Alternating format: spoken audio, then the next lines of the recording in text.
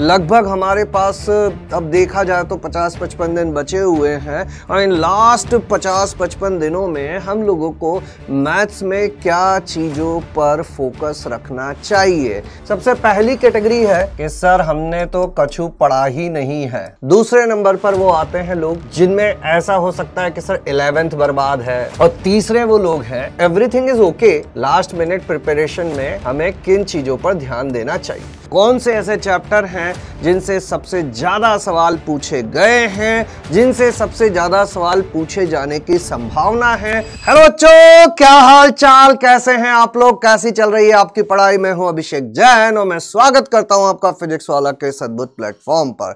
आज जो बात मैं आपसे करने वाला हूं वो एक बहुत ही महत्वपूर्ण बात है। लगभग हमारे पास अब देखा जाए तो 50-55 दिन बचे हुए हैं और इन लास्ट 50-55 दिनों में हम लोगों को मैथ्स में क्या चीजों पर फोकस रखना चाहिए, किन चीजों को हमें खास करके कंप्लीट कर लेना चाहिए और कौन सी ऐसी चीजें हैं जिनको हम अभी के लिए छोड़ सकते हैं, थोड़ा सा प्रायोरिटी में पीछे रख सकते हैं, थोड़ा सा उन पर कम ध्यान दे सकते हैं। तो आज के इस सेशन में अगले 5-10 मिनट में मैं आपको यही बताने वाला हूं कि मैथ्स की बात करें तो कौन से ऐसे चैप्टर हैं जिनसे सबसे ज्यादा सवाल पूछे गए हैं, जिनसे सबसे ज्यादा सवाल पूछे जाने की संभावना है। कौन से ऐसे चैप्टर हैं जिनसे कभी सवाल आ जाता है कभी नहीं आता है, और कौन से ऐसे चैप्टर्स हैं जिनसे डायरेक्टली सवाल कम ही पूछे गए हैं। और इसके अलावा एक और बात मैं आपसे करूंगा कि आप खुद अभी किस कैटेगरी में हैं, आप किस जगह पर हैं, आपकी तैयारी कितनी है, उस हिसाब से आपको कौन से चैप्टर पकड़ लेने चाहिए, कौन से चैप्टर छोड़ देने चाहिए। तो आज हम लोग बात करने वाले हैं स्किप दीस चैप्टर कि अगर आप की तैयारी इतनी हो चुकी है तो आप इन चैप्टर को ध्यान में रखिए। अगर आप सेकंड लेवल पर हैं तो इस सेकंड लेवल पर हैं तो इन चैप्टर्स को ध्यान में रखिए, और थर्ड लेवल पर हैं तो इन चैप्टर्स को ध्यान में रखिए। सबसे पहले मैं आपको बता देता हूं कि आपको खुद को किस तरह से डिवाइड करना है। तो देखो, टोटल मिलाकर ना अभी करंट स्टेटस पे देखा जाए, करंट स्टेटस, ये ध्यान से सुनना, ये बहुत इंपॉर्टेंट बात बताने वाला हूं क्योंकि आगे आने वाली चीज इसी पे डिपेंड करेगी कि कौन से चैप्टर आपको करने हैं, कौन से चैप्टर आपको छोड़ने हैं। सबसे पहली कैटेगरी है कि सर सब कुछ बर्बाद है, सब कुछ बर्बाद है, कि सर हमने तो कछु पढ़ा ही नहीं है, अब बताओ क्या करें। हमें तो अभी तक खास कुछ आता नहीं है, हो सकता है 2-4 चैप्टर हो जिनको हमने पढ़ा हो, बाकी हमारी अभी सारे चैप्टर में थोड़ी सी दिक्कतें हैं। दूसरे नंबर पर वो आते हैं लोग जिनमें ऐसा हो सकता है कि सर 11th बर्बाद है, 12th ठीक ठाक है, या ऐसा हो सकता है कि सर 50% चैप्टर ओके हैं, 50% चैप्टर ओके हैं और 50% जो है उनका बैकलॉग है कि अभी हम नहीं कर पाए हैं उनको।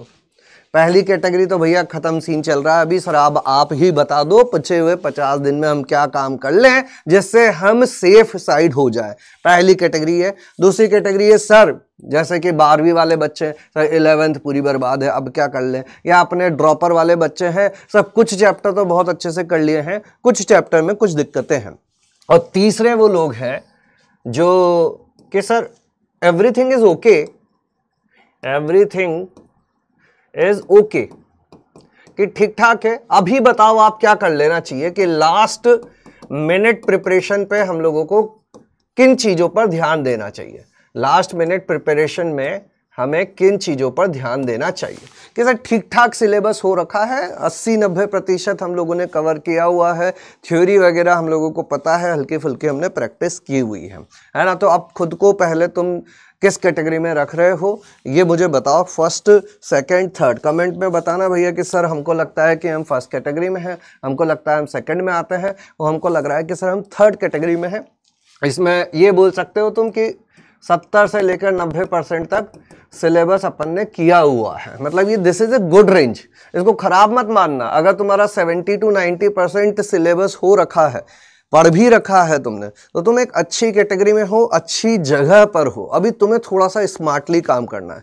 यहाँ वाले लोगों को क्या करना है, यहाँ वालों को क्या करना है, यहाँ वालों को क्या करना है, एक एक करके मैं बताता हूँ तुम लोगों को, ध्यान से सुनना। सबसे पहले अब हम ये समझते हैं कि पिछले सालों में आखिर हुआ क्या है ना। 2019 से लेकर 2025 तक की बातें करें तो आखिर हुआ क्या है, कौन से ऐसे चैप्टर्स हैं जिनसे सबसे ज़्यादा सवाल पूछे गए हैं। तो मैंने चैप्टर्स को भी 3 कैटेगरी में बांट दिया है, चैप्टर्स को भी 3 कैटेगरी में बांट दिया है ना। सबसे पहले सबसे ज़्यादा जिन चैप्टर्स से सवाल पूछे गए हैं, ये 2021 से लेकर 2025 तक के मैं बात कर रहा हूं। पिछले 5 सालों में किन चैप्टर्स से सबसे ज़्यादा सवाल पूछे गए हैं। तो सबसे पहले नंबर पर देखें तो ये जो 10 चैप्टर है ना, इन 10 चैप्टर से 50% पेपर बनता है।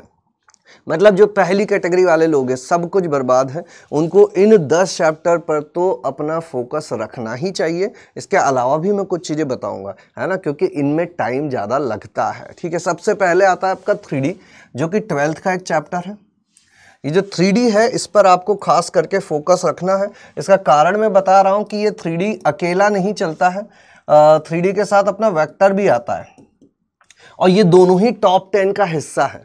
मतलब अगर तुम एक चैप्टर पढ़ रहे हो वेक्टर एंड 3D, तो तुम एक साथ जो है वो अपने एक सवाल 3D का और एक सवाल वेक्टर का सिक्योर कर ले रहे हो। तो वेक्टर 3D पे खास करके काम करना है। दूसरा 12वीं का चैप्टर है मैट्राइसेस एंड डिटर्मिनेंट। फिर से दोनों कॉम्बिनेशन में मैंने रखे हैं, क्योंकि अलग अलग नहीं जा सकते, बहुत सारे सवाल मिक्स सवाल आते हैं। ये 3 चैप्टर 12वीं के हो गए। अब 11वीं पे आ जाते हैं, सीक्वेंस सीरीज, बाइनोमियल थ्योरम। इन पर जरूर से काम कर लेना है ना। अभी आगे जाके मैं एक बहुत ही अच्छी चीज भी आपको बताऊंगा कि सर अब हमारे पास इतना समय भी नहीं है कि हम पूरे चैप्टर कर पाएं। आप तो हमें यह बता दो कि इस चैप्टर के कौन से टॉपिक को कर लें, कौन सा टॉपिक पढ़ लें, तो उसको भी मैं बता दूंगा कि भाई अगर तुम पूरा चैप्टर नहीं पढ़ना चाहते हो तो एटलीस्ट ये टॉपिक तो पढ़ के चले जाना। 11वीं के 10 टॉपिक, 12वीं के 10 टॉपिक, दैट्स इट। उनसे 50% पेपर पूछा गया है। ये तो मैंने चैप्टर वाइज बताया, अभी आगे मैं टॉपिक वाइज भी बताने वाला हूं, थोड़ा सा बस वेट करो। पहले जो बच्चे पूरा चैप्टर करने की इच्छा रखते हैं या कर सकते हैं, उनको पूरा चैप्टर करना चाहिए। फिर से ये 2 12वीं के आ जाते हैं अपने, डेफिनेट इंटीग्रेशन और डिफरेंशियल इक्वेशन, निश्चित समाकलन और अवकल समीकरण। इन दोनों को भी हम लोगों को अपने फोकस में रखना चाहिए। अब ये लाल कलर में क्यों रख रखे हैं मैंने, कि इन पे एफर्ट ज्यादा लगेगा। तो पहले 10 में से मैं ये कहूंगा कि इन 7 को तो हम लोगों को करने की कोशिश करनी चाहिए, चाहे एफर्ट ज्यादा लग रहा हो या कम लग रहा हो। वेक्टर 3D में अच्छा खासा एफर्ट लगेगा, मैट्रिक्स डिटर्मिनेंट थोड़ा एफर्ट लगा के कर सकते हो, सीक्वेंस सीरीज बाइनोमियल ठीक ठाक एफर्ट लगेगा, डेफिनेट इंटीग्रेशन ठीक ठाक एफर्ट लगेगा, डिफरेंशियल इक्वेशन आसानी से हो सकता है। तो पहले 10 में से इन 7 चैप्टर पे तो हमें अपना फोकस रखना ही रखना है, चाहे तुम किसी भी कैटेगरी में हो, कैटेगरी 1, कैटेगरी 2, कैटेगरी 3। इनका कुछ भी नहीं हुआ है, वो भी कम से कम इन 7 चैप्टर्स को तो करने की कोशिश करें। इससे तुम्हारे कम से कम 10 सवाल मिल जाएंगे पेपर में, और 25 सवाल में से 10 सवाल छोटी बात नहीं होती है। अभी आगे आता हूं, नेक्स्ट सेट ऑफ चैप्टर्स जो है ना, अगले 10 ये वो चैप्टर हैं जिनसे 35% पेपर पूछा गया। अच्छा खासा वेटेज होता है ये भी, और तुम्हें एक ना एक सवाल इन चैप्टर से देखने को मिल सकता है। मतलब इन 10 में से तुम देखोगे तो तुम्हें हो सकता है कि 7-8 सवाल देखने को मिल जाए, है ना। अब इसमें भी एक्स्ट्रा एफर्ट किस में लगेगा, कम एफर्ट किस में लगेगा, कौन सी चीज रख सकते हो, कौन सी चीज छोड़ सकते हो, ये किन के लिए है। ये जो अपना सेकंड कैटेगरी के लोग हैं कि भैया हमारा सर 50% हो गया है और थोड़ा बैकलॉग है, तो 50% जो हो गया है, उन 50% में इनमें से कितनी चीजें हो गई। अगर इनमें से तुम्हारे इन 7 में से 5 चैप्टर हो गए हैं तो तुम 2 और कर दो, पहले इसको खत्म करो, ये 7 हो जाए तुम्हारे, तो फिर इस पे आ जाओ। अब इसमें मैं बताता हूं, देखो सबसे बढ़िया चैप्टर कौन कौन से अपने, ये set theory and relation 11th के ये 2 चैप्टर, इनको खास करके कर लेना। Application of integral, area under the curve जो होता है, वक्रों के मध्य क्षेत्रफल, सवाल आएगा ही आएगा। तो सेकंड नंबर पे हमें इनको रखना है। एप्लीकेशन ऑफ डेरिवेटिव थोड़ा सा बड़ा चैप्टर है, लेकिन ये हर जगह काम में आएगा। अगर इसको तुमने कर लिया तो तुम एक तरह से पूरी कैलकुलस कर लेते हो, है ना, पूरा उच्चिष्ट, निम्निष्ट, वर्धमान, हास्यमान, सारी चीजें कवर हो जाती है। तो अगर तुम थोड़ा समय दे सकते हो तो एप्लीकेशन ऑफ डेरिवेटिव को रखो। और फिर मैं लूंगा स्ट्रेट लाइंस को।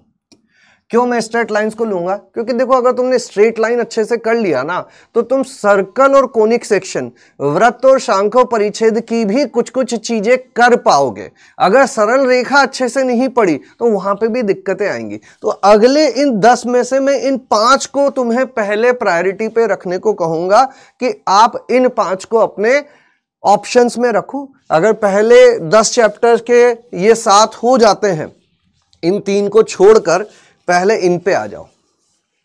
ये कम एफर्ट में तुम्हें आउटपुट दे देंगे। सेट थ्योरी, रिलेशन, सिंपल सा चैप्टर है। क्वाड्रेटिक बहुत ज्यादा इधर उधर की बातें नहीं करता है। और application of integral, area under the curve, आसानी से होने वाला चैप्टर है अगर ग्राफ बनाना सीख गए तो। एप्लीकेशन ऑफ डेरिवेटिव सीख गए, ग्राफ बनाना सीख जाओगे। ग्राफ बनाना सीख गए तो क्षेत्रफल निकालना सीख जाओगे। तो दूसरे नंबर पर ये चीजें आ जाती है। ठीक है, ये सारी बातें यहां पर हैं कि पिछले 5 सालों में टोटल 111 पेपर हुए हैं, जिसमें से 116 सवाल स्ट्रेट लाइन से, मतलब हर पेपर में एक सवाल तुम्हें इसका मिलेगा, एक सवाल एप्लीकेशन ऑफ डेरिवेटिव का मिलेगा, एक सवाल एप्लीकेशन ऑफ इंटीग्रेशन यानी कि एरिया अंडर द कर्व का मिलेगा ही मिलेगा।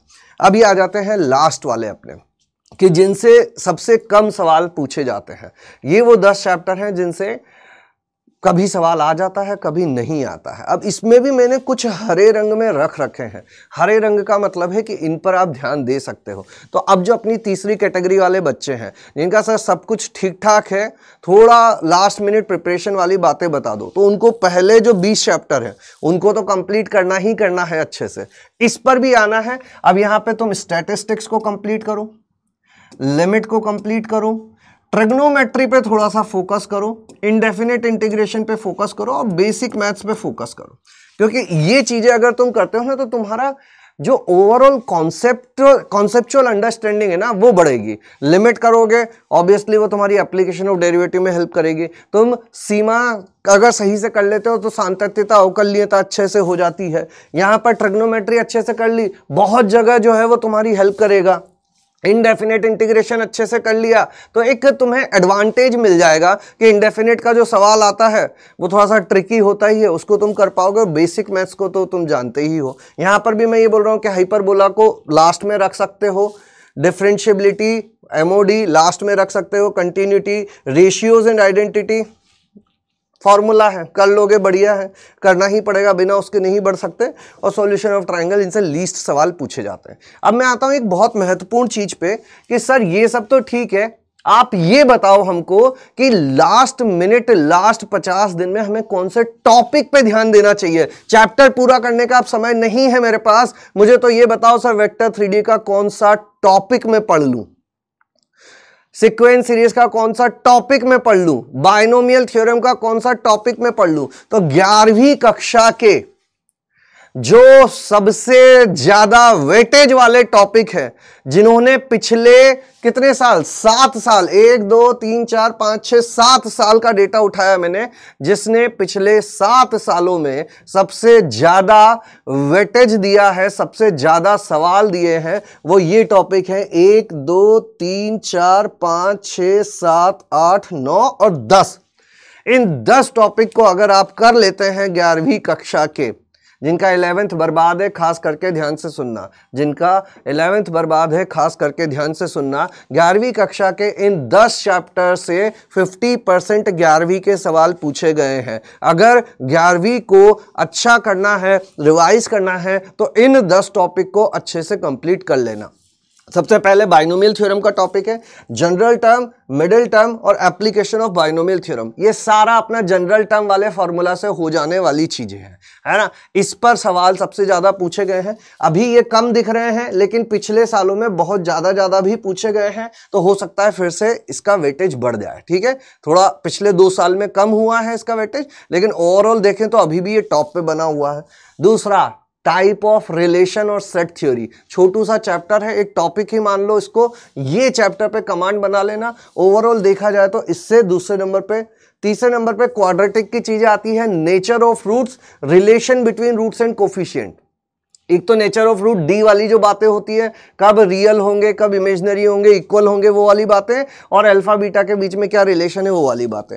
एएम जीएम एचएम, माध्यों के मध्य संबंध, हार्मोनिक प्रोग्रेशन, और मिसलेनियस मतलब वो विशेष श्रेणियां अंतर वाली जो होती है, अंतर में लिख के जो हम लोग काटा कूटी करके पता करते हैं ना, वही वाली चीजें, अंतर्विधि, वीएन मेथड, अलग अलग नाम से, टेलीस्कोपिक सीरीज, बहुत नाम से तुम जानते होंगे। फिर स्टैटिस्टिक्स का standard deviation and variance, fundamental principle of counting, combination and arrangement. अब ये परम्यूटेशन कॉम्बिनेशन का टॉपिक है, अब ये तुम्हारी पर्सनल चॉइस है, इसको तुम रखना चाहते हो नहीं रखना चाहते हो, जिसको अच्छा लगता है वो इसको कवर कर सकता है। बाइनोमियल कोफिशिएंट एंड देयर सम, मैं बोल रहा हूँ बाइनोमियल तो पूरा कर लोगे ही, बढ़िया ही है। लाइन एंड पैराबोला, ये लाइन है एंड पैराबोला, टेंजेंट। टेंजेंट जो है ना वो बहुत महत्वपूर्ण है। अगर जेईई मेंस में सवाल आता है पैराबोला का टेंजेंट पे आएगा, इलिप्स का टेंजेंट पे, हाइपरबोला का टेंजेंट पे, तो इन कोनिक सेक्शन का केवल टेंजेंट वाला पार्ट उठा लो कि टेंजेंट कैसे लिखी जाती है, और केवल उठाओ नहीं, उस पर सवाल भी कर लेना। ऐसा नहीं कि सर ये टॉपिक आपने बताया बस इनकी थ्योरी पढ़ दी, ये ऐसे टॉपिक में बता रहा हूं जिनके हर टॉपिक के तुमको 20-20 सवाल करने हैं। अगर इनके 20-20 सवाल कर लिए तुमने, तुम्हारा काम बन जाएगा, ठीक है। लाइन एंड इलिप्स, फिर से वही बात कर रहा हूं मैं कि लाइन एंड इलिप्स मतलब वही टेंजेंट कब होगी, नॉर्मल कब होगी, उस टाइप की बातें कर रहे हैं। Equation of straight line in various cases, special points in a triangle, ये स्ट्रेट लाइन के टॉपिक हो गए। तो अगर इन 10 टॉपिक को 11वीं कक्षा में कुछ करना चाहते हो तो इन 10 टॉपिक को कर लो, काम हो जाएगा।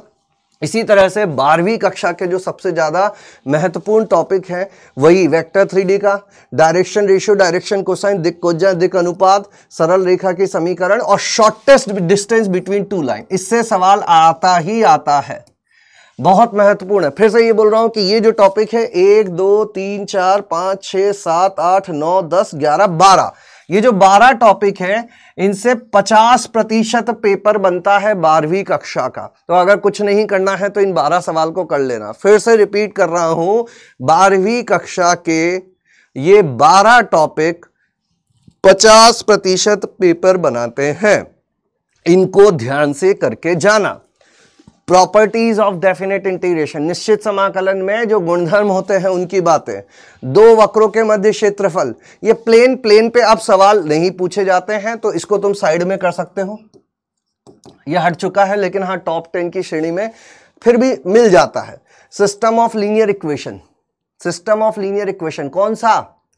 मैट्रिक्स एंड डिटर्मिनेंट वाला, क्रेमर रूल वाला, अनंत हल, कोई हल नहीं, अद्वितीय हल, उस टाइप की चीजें।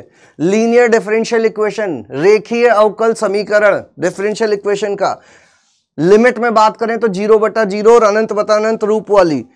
मैट्राइसेस में डेफिनेशन डायरेक्ट सवाल पूछे जाते हैं, उटपटांग चीजें कि स्क्वायर कर दिया, क्यूब कर दिया, पैटर्न बनवा रहे हैं, उस टाइप की चीजें। प्रॉपर्टीज ऑफ डिटर्मिनेंट, सारणिक के गुणधर्म पे सवाल। फंक्शन में प्रांत परिसर निकालना, सम विषम फलन निकालना, एक एक की आच्छादक, अंतरक्षेपी, बहु एक एक की टाइप की चीजें। Scalar product of two vector, dot product की बात कर रहा हूं मैं, ए डॉट बी वाली चीजें, और मैट्रिक्स का एडजॉइंट ऑफ इनवर्स। तो इन 12 टॉपिक में तुम देख रहे होंगे आधे से ज्यादा तो अपने मैट्रिक्स, डिटर्मिनेंट और अपना ये समाकलन, और एक और क्या चीज रह गई थी अपनी, ये सिस्टम ऑफ मैट्रिक्स डिटर्मिनेंट में आ गया, एरिया अंडर द कर्व, बस इसी पर एक आध लिमिट का बीच बीच में देखने को मिल जाता है, और एक फंक्शन का। इतना काम कर लिया तो 12वीं का 50% सिलेबस तुम्हारा पूरा हो जाएगा। ठीक है, समझ गए बात को? तो देखो फिर से मैं यही बोल रहा हूं कि पहले ये डिसाइड करो कि तुम किस कैटेगरी में आते हो, जहां तुम हो उस हिसाब से। अगर तुम यहां हो तो मैंने जो टॉप 10 बोले हैं उनको करने की कोशिश करो, और इन टॉप 10 पे हर चैप्टर के कम 50 क्वेश्चंस करने हैं तुमको। अगर तुम इस कैटेगरी में हो तो टॉप 10 के साथ साथ नेक्स्ट 10 भी करने हैं तुम लोगों को, और इसमें भी टॉप 10 में से मैंने पहले 7 बोले हैं तुमको, टॉप 10 में से 7 और इसमें से 5। इतना काम करने की कोशिश करो, हर चैप्टर पे 50 क्वेश्चंस रखने हैं तुम लोगों को। और अगर तुम यहां पर हो तो भैया तुम लास्ट 10 तक भी जाना है तुमको। टॉप 10 तो करने ही करने हैं, नेक्स्ट 10 करने हैं, नेक्स्ट 10, और लास्ट 10 भी करने हैं। और इसमें से मैंने जितने जितने बताया 7, 5 और 5 इतना रखना ही है। और टॉपिक वाइज पे जाना है तो हर टॉपिक के कम से कम 20 सवाल तुमको करने ही है कि सर हम तो पूरा चैप्टर नहीं कर सकते, पूरा चैप्टर नहीं कर सकते, तो एटलीस्ट जो महत्वपूर्ण टॉपिक मैंने बताए हैं उनके 20 सवाल तो सबको लगा लेने हैं। इतना काम अभी लास्ट के 50 दिन के टारगेट के लिए रखो, ठीक है। आई होप ये सेशन आपको यूजफुल लगा होगा। अगर इस टाइप की और कुछ चीजें चाहिए तो कमेंट बॉक्स में जरूर बताएं, हम जल्दी से जल्दी आपके लिए वैसी चीजें भी लाने की कोशिश करेंगे। चलिए आज के लिए यहीं पे विराम देते हैं इस सेशन को। मिलेंगे अगले सेशन में कुछ और नई नई टिप्स के साथ। तब तक के लिए thank you, bye bye, tata, धन्यवाद।